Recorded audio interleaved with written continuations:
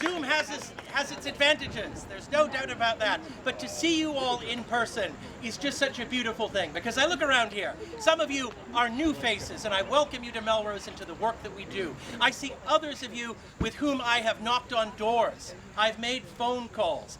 I've written postcards, done all kinds of things to keep our democracy going. When I look around here, I see the real future of democracy here in Melrose. Thank you for all the work that you have done. Give a round of applause for yourself. But one of the reasons we're here tonight is because, well, haven't seen as much of you over the past 6 or 9 months or so. It seems that something happened in Washington that might have made you a little less concerned about politics. But we're now entering a new cycle, and we need your energy again. Important distinction. We have a chance to finally retake the governorship here in Massachusetts and have a real democratic government. And of course, we can stop Republicans from taking over Washington again. We lived through that, that's enough. But it's all going to depend on the people who are here now. So thank you, you are the hope of this city. And now, I think it's time for us to hear from some of the folks who we are all going to work very hard for. But actually, before that, there's something else I have to do, very important. I have to thank the people who made this day possible. The planning committee for this event. So I thought we were going to be called the Melrose Divas. The Melrose Planning Divas, excuse me. And we can start with Gail Inferna, who is the chair of this committee. I admit I was a bit concerned, but somebody told me she had some executive experience, so it's all right. In addition to that, we have Gail Blanchard and Gail Peterson. If you join this committee, if your name is Gail, you are going to join this committee. That's for you. We can also thank Marcia Sullivan and Kelly Tome. Thank you so much for making all this possible. We may need to change our names to Gail. Okay, it's an option. It would make things very clear. So, my friends, with that, let's turn this over to some of our elected officials who are here. Actually, before that, second time tonight, before that, I just want to recognize those people who are elected officials, who are not in a contested race and aren't new. I just want to recognize that you are here. So, our State Senator Jason Lewis is here. Our State Representative Kate Lippert-Garabedian. If you enjoyed the wine tonight, thank Kate. Our Mayor, Paul Broder. If you enjoyed the beer, same thing there. The bourbon. We have from the school committee, Liz DeSelm. From City Council, we have Jen Grigoritis. We had, though he has departed briefly, Jack Eccles, also from the City Council. Anybody else who I'm missing? Oh, well, no, she's going to talk. So no worries there. She gets more of a role. And I would like to also recognize a couple people no longer in city government but have contributed quite a bit. So Peter Mortimer, our former alderman, and Bob Boiselle, who's behind the camera. And Mary Beth McAteer Margolis. So now we can. Former mayor. Gail. Yeah. But people who are in an office. No, don't worry. All right. So now we can get to folks who are in contested elections and who are new here tonight. I'd like to introduce some new people. So we have a new city councilor from Ward 1. If I could just have Manjula Karamchedi come up to introduce herself. Of course I have to go first because I'm representing Ward 1. Hi everybody, I'm Manjula Karamchedi. I'm really honored to be here today and really excited to be running uncontested in Ward 1. I do have some big shoes to fill. The person who I'm replacing was in the position for 16 years. And I think I'm going in with that in mind, that my approach will be to listen and learn. I want to be proactive in terms of my outreach and be responsive in terms of the residents of Ward 1, but also be thinking about how Ward 1 connects to the greater community of Melrose. thinking about how we preserve everything we love about the city, but how we grow and move forward in a responsible way. I have been involved in a variety of things in Melrose since we moved here 11 years ago. The former middle school PTO president. I'm on the steering committee of the Racial Justice Community Coalition, and a member of the Cultural Proficiency team in the Melrose Public Schools. And I really have a vision for how do we combine forces with the city, the school, and the community to do our best for our youth and for our citizens. So thank you very much, and I look forward to getting to know all of you better in the future. Thank you. And we were also happy to learn this week that we have a new Democratic Ward 7 councillor, Ryan Williams. Many people heard my, big speeches in 2019. I feel like I've been campaigning for 3 years straight. It's really exciting to be running again in Ward 7, especially to be uncontested, although up until about 4 days ago I wasn't sure that was the case. So we've been doing kind of the normal outreach and knocking, getting people, not knocking on doors, but virtually kind of knocking on people's door and trying to prepare them for the transition that's going to happen. You guys know that I'm the vice chair of the Ped Bike Committee currently in Melrose, and we're probably one of the top kind of problem-solving groups out there, and I love to bring that kind of energy and capacity to the ward, to the residents, to help them figure out how they need to access city services, and a lot like what Angela said, to also figure out how we connect not just to the broader community of Melrose, but to the broader community of the Boston metro area. And I've been building relationships with folks in the state delegation and the other cities, city councilors, city staff in Malden, Wakefield, Stoneham, to figure out how we pull all this stuff together and take advantage of this 2-year supermajority and figure out how we can get some stuff done.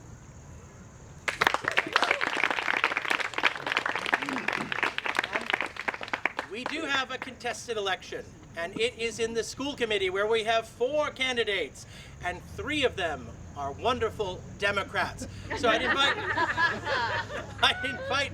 the new person who's running this year, Dory Withy, if you would come up and introduce yourself.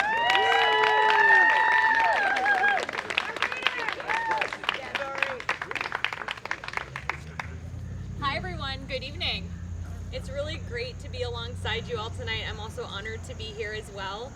I am an educator, and I believe firmly that every single student should have a really great education.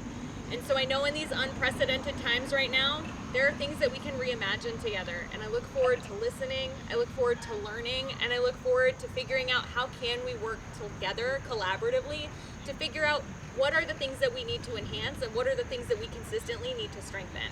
So I'm thrilled to be running. I look forward to being even more a part of the Melrose community. I've been a Human Rights Commissioner for 2 years. I'm also on the board of the BB Estates. And again, I'm excited to bring my passions around education and human rights to the school committee this year.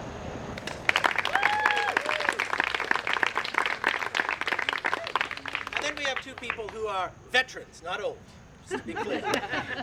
And one of them, like a war, yes. yes, and one of them laughed very appreciatively at that joke, so she gets to go first. Jen Rossi Thomas.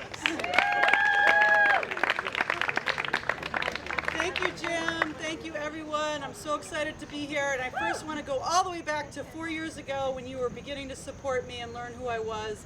And I feel like I have been taken care of for 3.5 years so well by the Democrats in the city, by the reasonable people in Melrose who watch out for each other, who will counter things on social media as whenever they need to be countered.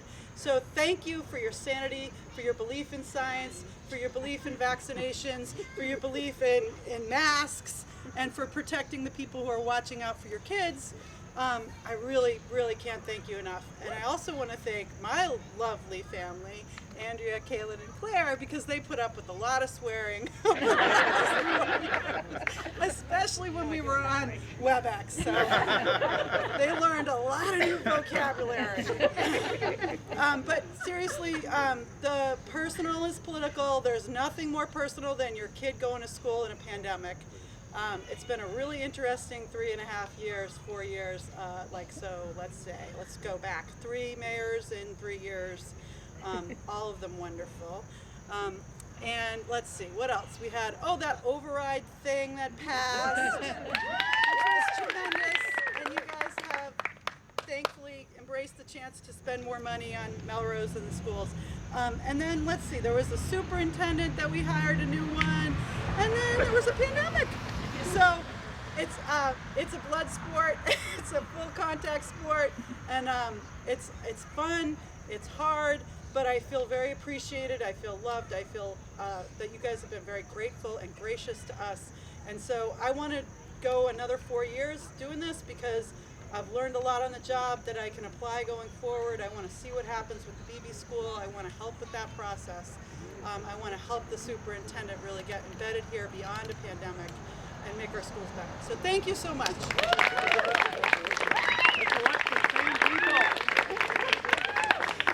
And we have another marvelous veteran on the school committee who is on the ballot, and that is Jen McAndrew.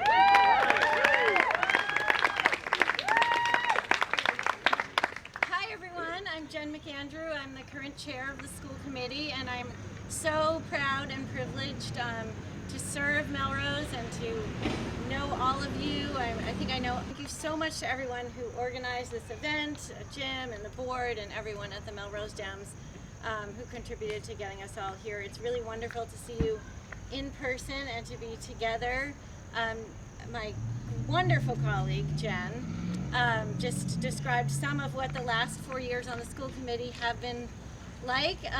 We're really focused now on making sure that our students and our educators and our community are safe and healthy while also learning together in person, and that's at the top of the list of our work right now, but we are also advancing other priorities of the Melrose Public Schools, including our diversity, equity, inclusion, and justice mission, our social emotional support for our students, all of our students, and also making sure that every student, including our special education learners, have what they need to learn and succeed in our schools. It's really been a privilege to be part of the school committee. As Jen said, I'm really looking forward to continuing to move us forward and to continue some of the great work and new work that we have before us. I really appreciate and your support and ask for your vote and for your advocacy during this campaign period. And I just want to close by saying thank you to all of you. Haven't had an opportunity to see all of you in person over the past 18 months, but I just want you to know that I've seen the work that you've been doing in this community during the pandemic, nationally and at the state level and locally, on the political side, all the postcards you wrote, all the calls you made, the emails you sent, the virtual organizing that you did. And I just want, if someone hasn't said thank you to you today or this week for that work, I just want to be that person. It's so appreciative. You've changed the direction of this country and this community, and I really appreciate all of you and your support. So thank you so much.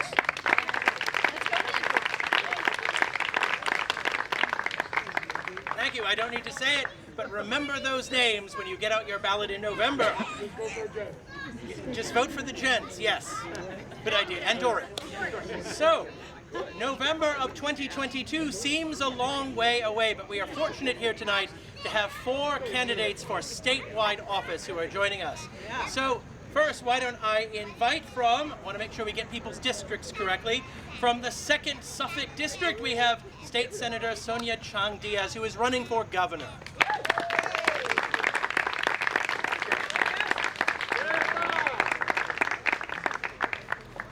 Thank you, everybody. My name is Gail Chang Diaz, and I'm going to join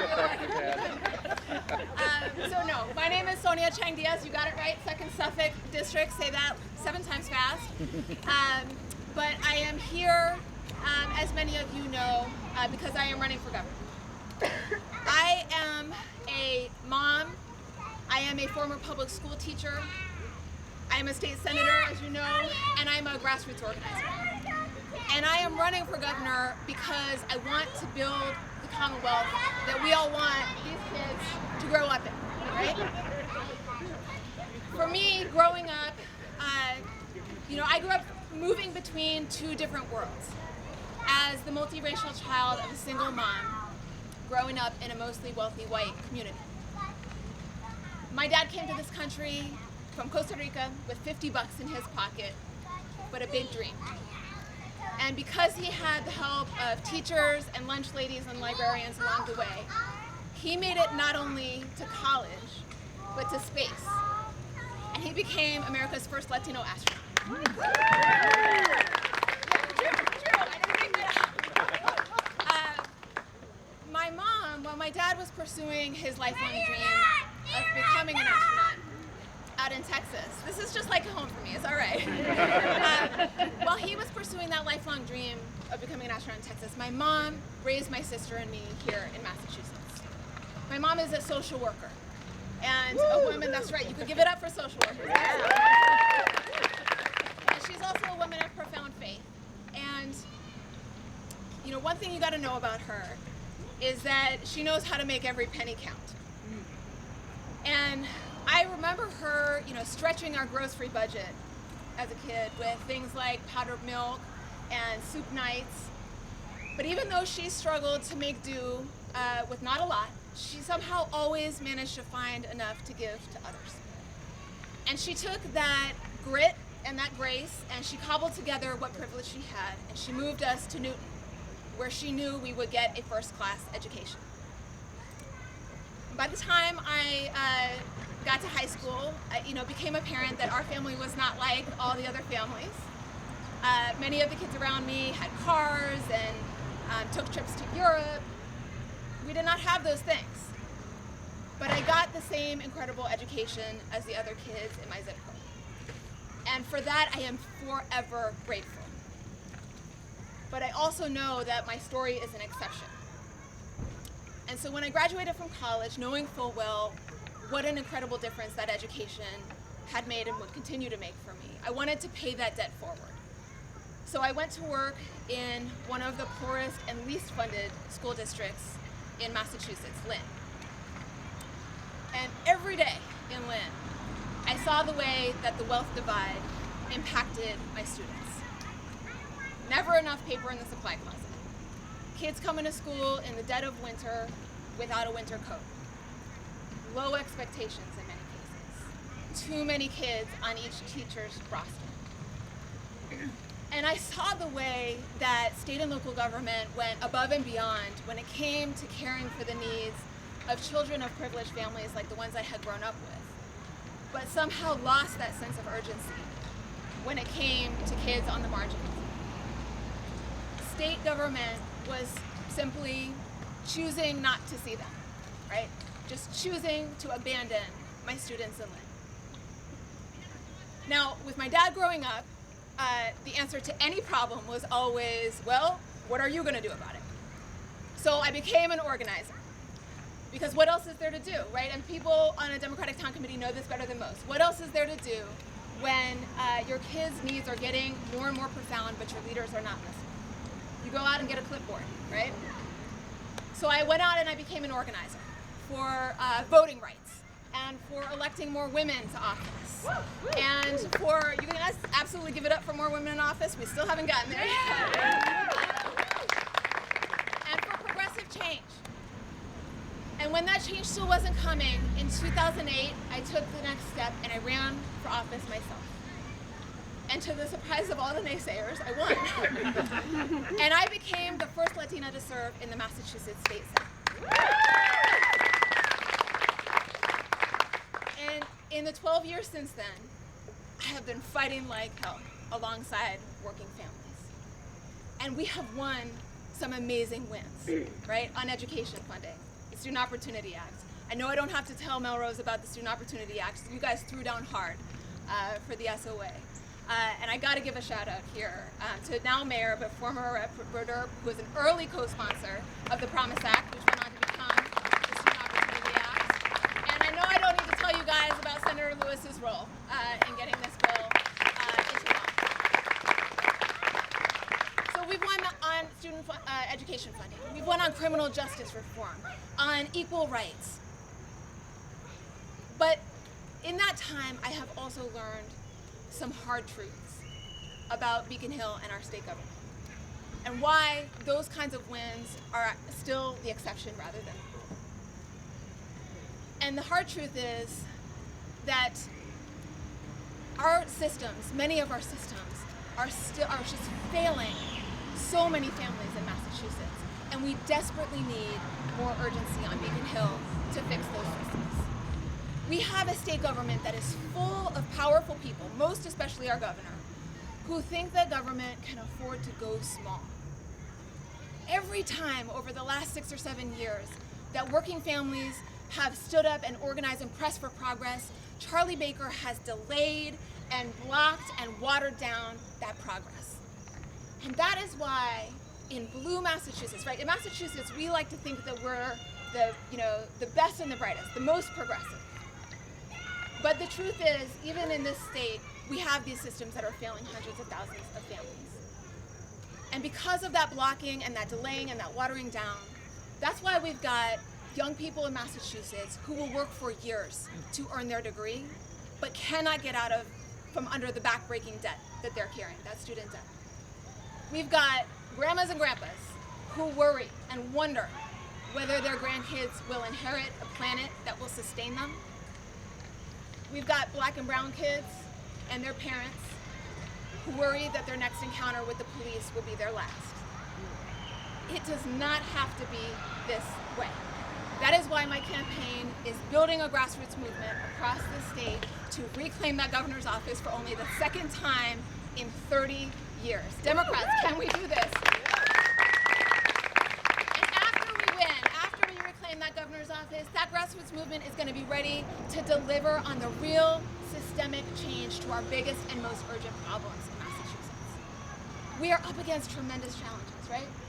Global pandemic, an economy that only works for those at the top, a racial reckoning that is long overdue, the consequences of climate change. Problems, big problems like this demand solutions at a scale to match.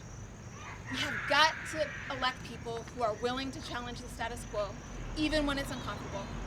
And we have got to stop putting people in charge who care more about holding on to power than doing something with that power. We in Massachusetts, we know how to do big things, right? We have done this before. In a state with with more millionaires than 46 other states, can we pass a millionaire's tax?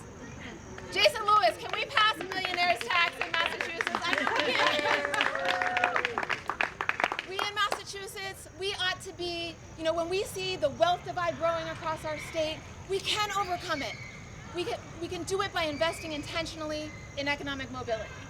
We ought to be leading on voting rights, on health equity, on greening our energy use, and building a 21st century transit system. We can close the racial wealth divide. We can do this. We can rebuild the middle class.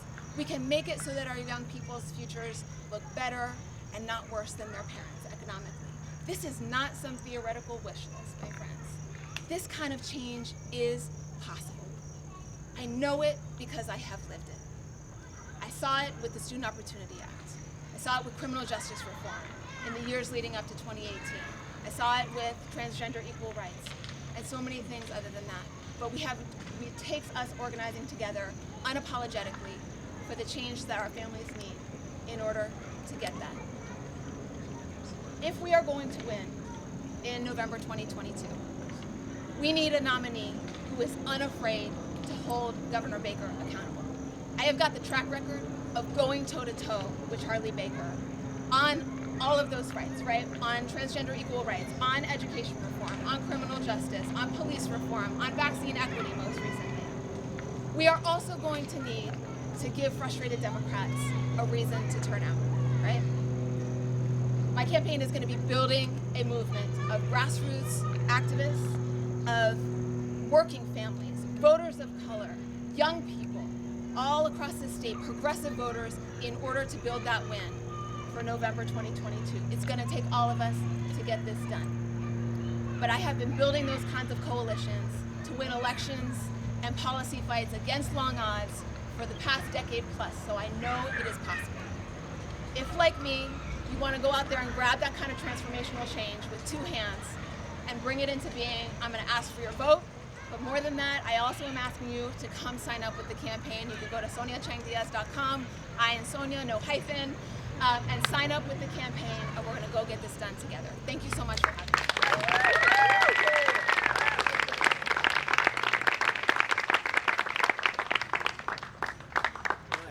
So, if you thought that state senator from the 2nd Suffolk district is quite a mouthful, former state senator from the Berkshire, Hampshire, and Franklin district is a bigger one, and that would be Ben Downing, who is also running for governor. Thank you, Tim. And if you can believe it, Tim actually left a county out of it. So it's Berkshire, Hampshire, Franklin, and Hamden, but that's just everything out there. My name is Ben Downing. I'm a native of Pittsfield, a former senator, a clean energy business leader, dad to 2 toddler boys that could definitely make more noise than that, the husband of Michaela, and these days a proud resident of East Boston. And if there is any measure of how serious I am taking this race, this is date night for me and Michaela, so we are happy to spend it with you all here. Wine's over there. You're reading in Melrose. I'm running for governor because I'm tired of our leaders wasting our time. I'm tired of watching a governor with all the popularity and a legislature with all the power refuse to use either to fight for us. Meanwhile, the communities that I grew up in, that I represented, that I call home, they saw rent rise and jobs leave. They saw trains run off the track and air clog. They saw childcare waitlists grow longer and higher education grow further out of reach.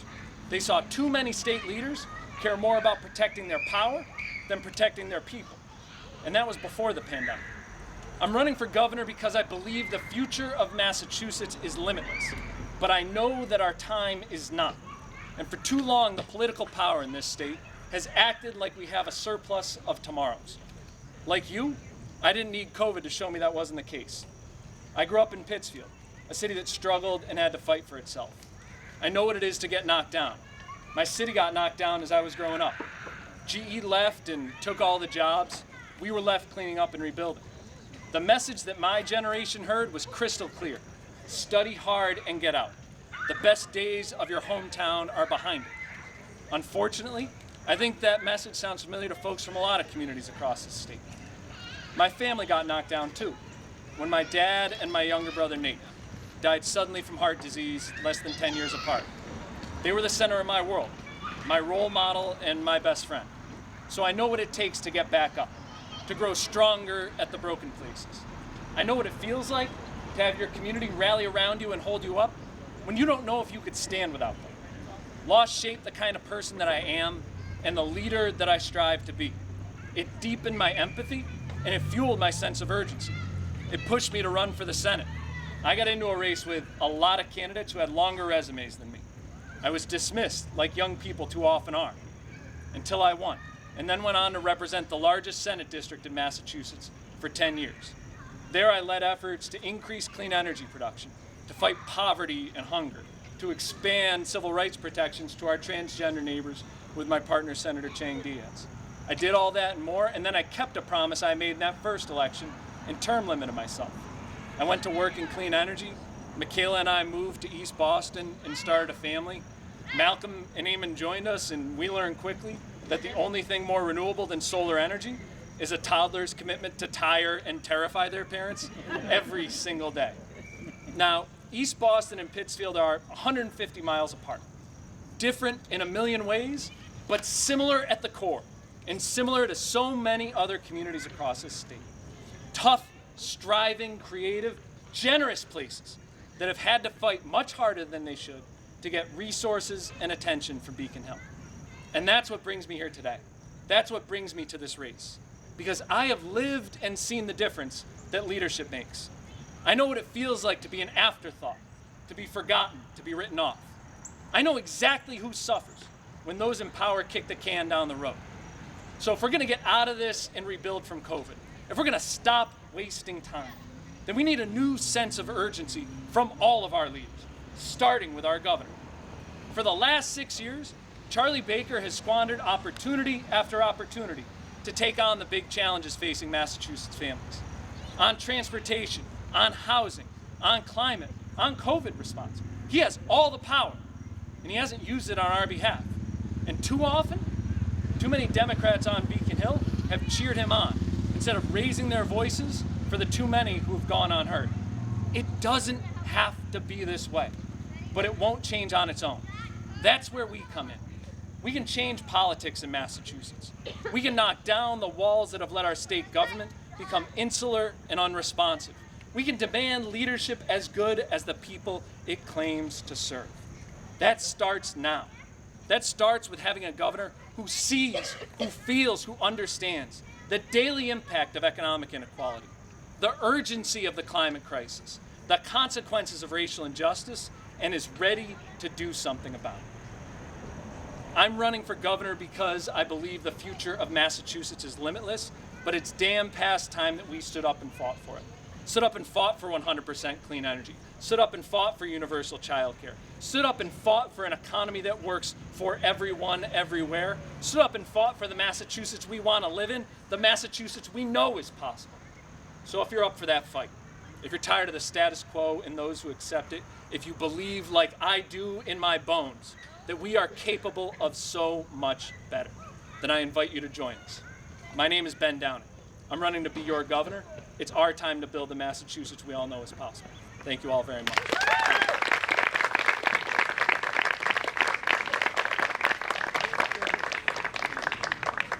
Thank you so much, Ben.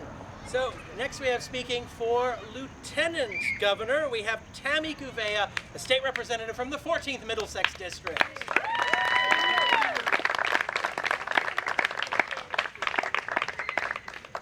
Thank you all. This is such a lovely event here tonight, and it's so great to see all of you. And I just want to say I bow down to every single local leader in this space with us because you work so hard every single day, and I do firmly believe that you have one of the most difficult jobs, especially navigating and managing everything that you have been through the pandemic. So thank you to everybody who's here, who spoke, who serves at the local level. I'm State Representative Dr. Tammy Gouveia. I'm running for Lieutenant Governor because I believe that we deserve leaders in the corner office that put the health and well-being of every single individual at the center of how we make decisions. In 2020, I finished my doctorate in public health, so I've really been paying attention to how Baker and Polito have been managing us and mismanaging us through this pandemic. I'm also a mom of a 17-year-old and a 20-year-old, and I've been a public health social worker for 25 years and a state representative. So I have been watching our pandemic response through all of those lenses. And we all know that we have left far too many families behind and struggling through this pandemic because we've been leaving families behind, quite honestly, folks, for several decades. I grew up in the city of Lowell, and I was very fortunate to have had the benefit of the fact that my grandfather was in the Carpenters Union. That put my family on a very strong economic footing. And while we had some economic challenges when the economy wasn't doing so great, for the most part, we fared just fine. And I was very lucky and very fortunate. But growing up in the city of Lowell, I also had neighbors and dear friends who did not have enough food to eat, hot water or heat in the wintertime, who experienced medical racism for years, and also witnessed domestic violence and addiction and the tolls that those take on the children who are living in those households. I have a deep sense of empathy. I went to Catholic school for 12 years, and so I was learning as a child, what does it mean when we're supposed to be taking care of our neighbors and people are more vulnerable than us and don't have the resources that we might be lucky enough to have in our family and in our communities? So I knew from a very early age that I wanted to run for office. Because in my mind as a kid, you want to fix problems, you go, you run for office, and then you get to pass laws, and that makes everybody all happy, and it makes the world go round. I know it's a lot more complicated than that as an adult, but that was my dream, that was my vision from a very young age. But I didn't have models of running, who was around me at the time when I was growing up in the city of Lowell. They did not look like me. I don't come from a politically connected family in any way, shape, or form. The closest we got was my grandfather was president of his local carpenters union. That's about it. So I decided instead I will go into social work. I will become a social worker and I will go into public health. because that's how I know I can be beneficial and contribute to making sure that residents and families, working families, have the resources and the things that they need to thrive. And when I see a community here and the ways that we've gathered here, this to me is what a thriving community looks like. But it looks so very different from Ludlam Street, where I grew up in the city of Lowell. So I see these juxtapositions every single day. 12 years ago, I moved to the town of Acton. 3 years ago, I became the state representative for the 14th Middlesex District. And I'm telling you folks, it's just so different worlds, having grown up in Lowell and moving to Acton. I know that the students in Lowell, they get their castaway books, their handoffs, from the town of Concord, because the kids in the city of Lowell open up their books and it says town of Concord. So we know that we have not been making the investments that we've needed to make. And I was so proud to be part of advocating for and supporting the Student Opportunity Act to make sure that every child in our state has the resources they need to learn. But I also know that every child does not have that benefit, and even with the Student Opportunity Act, they're not necessarily living in thriving communities, reinvestments that we need to make again. In 2007, I formed the Lowell Roundtable on Substance Abuse Prevention. This was very early on in the opioid crisis. And we were also paying attention to the role of tobacco companies and pandering to our young people around e-cigarettes and trying to get e-cigarettes into the hands of our kids. And we know we have a problem with vaping. I hear it from teacher after teacher just how much of a real problem it truly is. Also at the same time of forming that coalition, I became a single parent. And so some of the financial struggles that my neighbors were experiencing when I was growing up in Lowell, and the financial challenges that so many families are facing right now, I lived those. There were times I had $60 for my groceries for the week for myself and my 2 kids. I was stressed out. What's going to happen to me if my car breaks down? How am I going to get to work? How am I going to get my kids to school? But I also knew that I was privileged because I had that solid middle class economic footing to fall back on. I knew I had connections in this state that I would eventually land on my feet and get another job, because I was also unemployed at that time as well. So I've had the struggles that our families are experiencing right now in the middle of this pandemic. And it's going to take all of us to work together to get us onto the other side of the pandemic. But it's also going to take bold leadership in the corner office and people who are committed to putting at the center of decision making everybody's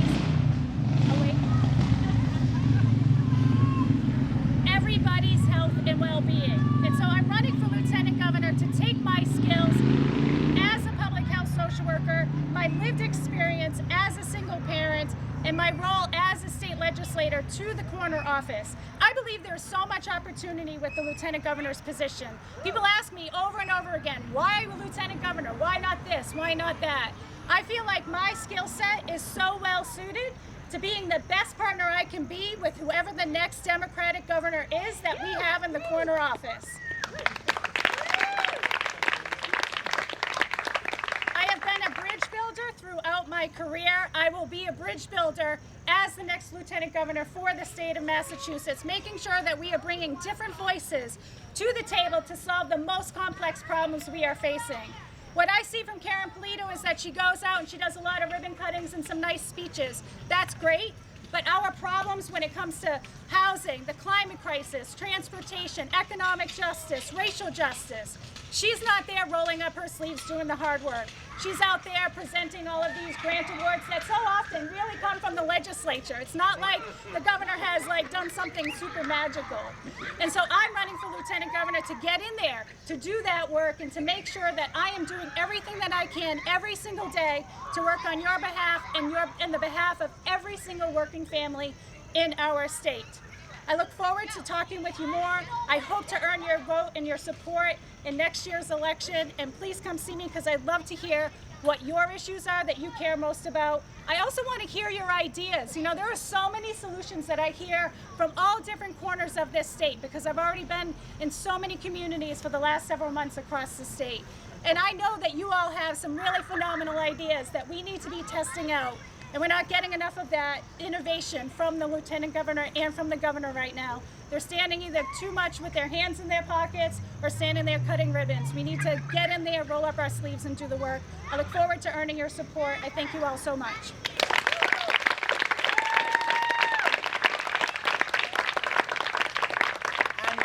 Certainly not least among our folks who are running for statewide office, we have Diana DiZoglio from the 1st Essex District. State Senator Diana DiZoglio. Well, good evening, everyone. It's always my pleasure and honor to be the last one speaking and be the only one standing between you and refreshing your beverages. But it really is a true honor to be here in Melrose again. I was just here a couple of days ago at your street festival. I want to first and foremost thank the Democratic Committee for your gracious invitation and for organizing this awesome and fun event.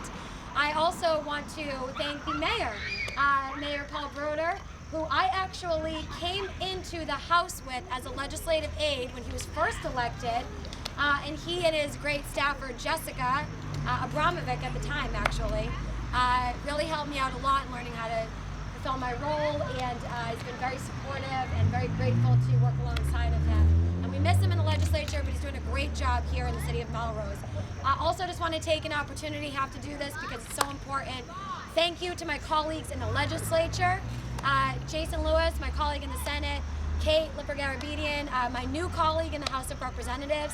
I'm so grateful for your support for the issues that matter most to all of us.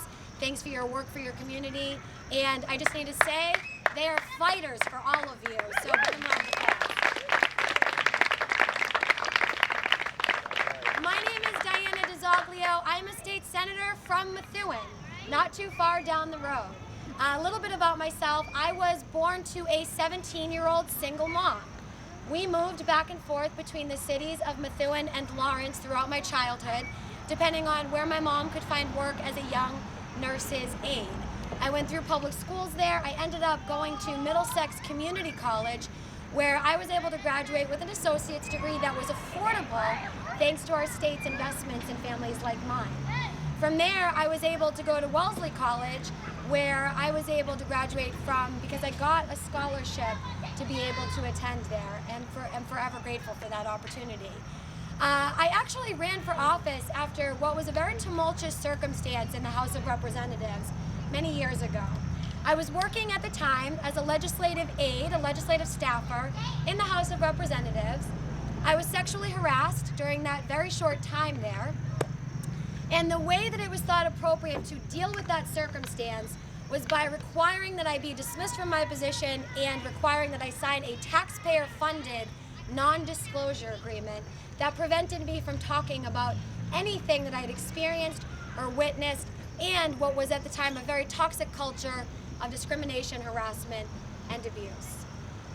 But I didn't let them get rid of me. I didn't stay quiet, and I didn't leave state government like I was told to do at the time.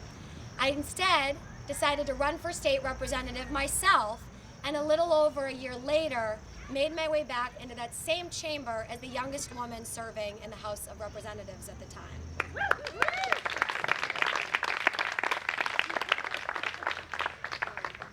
And friends, I took that responsibility incredibly seriously, and I knew that it was incumbent upon me to use my experience, to use what I had learned and what I had seen and witnessed to help others in similar situations who, like I was, have either been dismissed or disenfranchised or ignored by a system that isn't working for their family, that isn't concerned about their needs. I fought to ban the use of those taxpayer-funded non-disclosure agreements, a fight that I took with me to the state Senate that we've actually been able to pass several times thanks to my wonderful colleagues in the legislature, but that our governor still continues to dig in his heels about because he thinks it's appropriate to continue to silence workers across Massachusetts about abuse using your tax dollars. I fought for transparency and accountability, for all of the things that are so important to all of us, to make sure that what we call the democratic process is actually transparent. And I've been able to use my platform in the state Senate to speak truth to power. During the last year and a half alone, we saw an administration that took precious vaccines and diverted them to mass vaccination sites and privatized services using your tax dollars, millions and millions of your tax dollars, to send vaccines to mass vaccination sites instead of back to our local communities where those who are disabled, immunocompromised, elderly, or lacking transportation could actually get access to those vaccines. And those contracts, by the way, were given out with no bids and no RFPs to the governor's friends in the private sector. When that happened, I stood up and I demanded accountability, and I called for a full audit and a full investigation of this administration.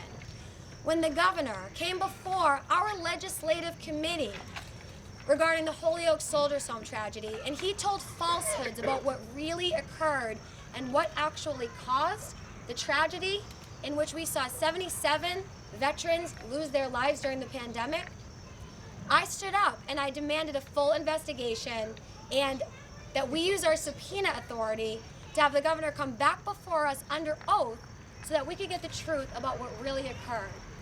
Of course, for the sake of transparency, but more so because the families of those who lost loved ones, those families deserve justice. When the governor continued to contract with McKinsey Consulting, who our own Attorney General is currently suing because they were complicit in covering up Purdue Pharma and the Sackler family's role and contribution to the opioid crisis that has devastated thousands and thousands of families across our state, I stood up once again and I demanded that we hold the governor accountable and that he stop wasting taxpayer dollars on a company that has proven to break and abuse the public's trust. As state auditor, I won't need to keep calling for audits and calling for investigations alongside of my colleagues. I will audit and I will investigate these matters and more. But I can't do so without your support and without your vote. So I do want to thank you for the opportunity to speak to you tonight, tell you a little bit about myself, and I do respectfully ask for your support when you go to vote next September. And I want to encourage you this year to get out and to vote for all of the great candidates that you heard from that are local here tonight. Thanks so much. My name is Diana DiZoglio. Thank you so much to our candidates who are running for statewide office. While they were speaking, we had another local candidate come in. So I would just like to recognize John Obremski, currently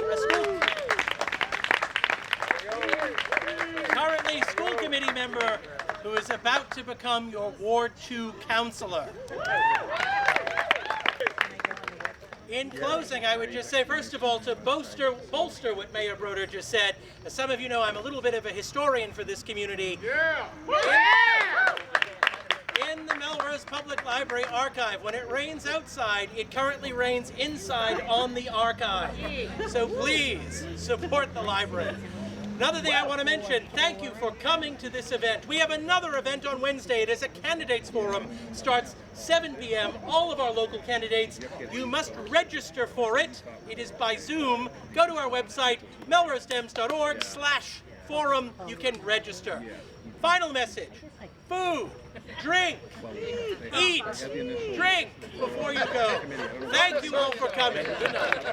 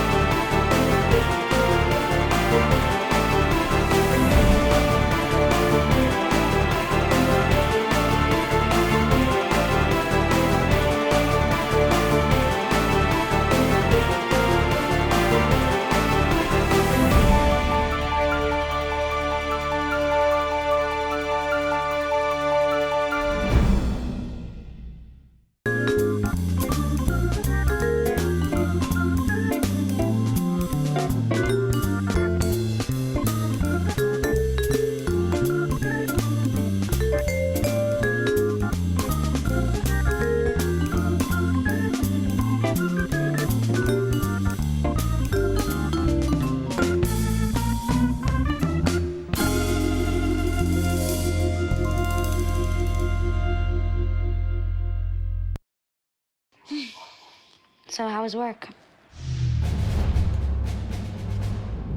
It was 1,300 hours. My math class from 302 was in the trenches. Davy Roth had it the worst. Fractions were coming at him left and right. He just didn't get the damn things. 2 days ago, I tried to teach him what 1/4 of 1/2 was using different sizes of blocks. Yesterday, I tried again by dividing up pizza. Both missions failed. Oh no. But today, I was ready. I created a combat math game where the only way to beat the enemy is to out-fraction them. Davy conquered every last denominator.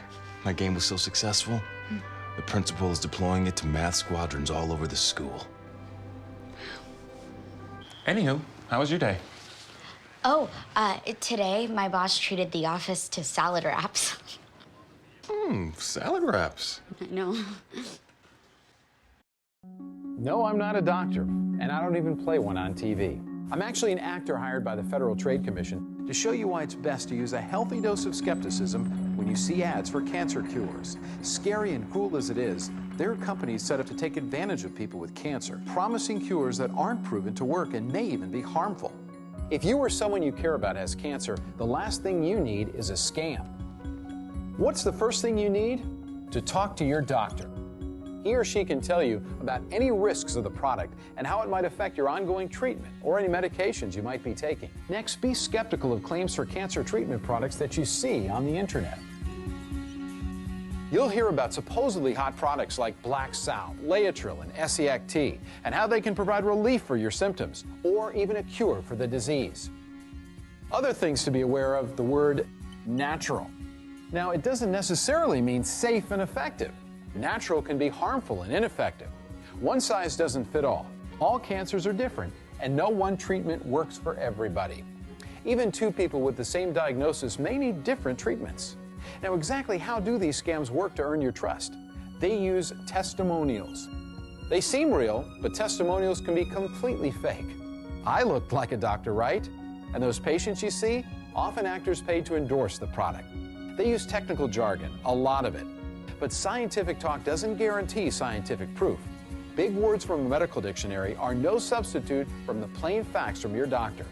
The bottom line about treatment is always talk to your doctor. For more information on how to spot phony cancer treatments and supposed cancer cures, visit ftc.gov/curious. You'll also find sources of information that you and your doctor can trust.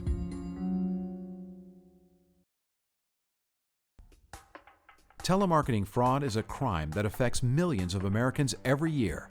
Telemarketing scammers will say anything to commit fraud, even if you're the one initiating the phone call. Hi, I see you're responding to our ad for a guaranteed line of credit.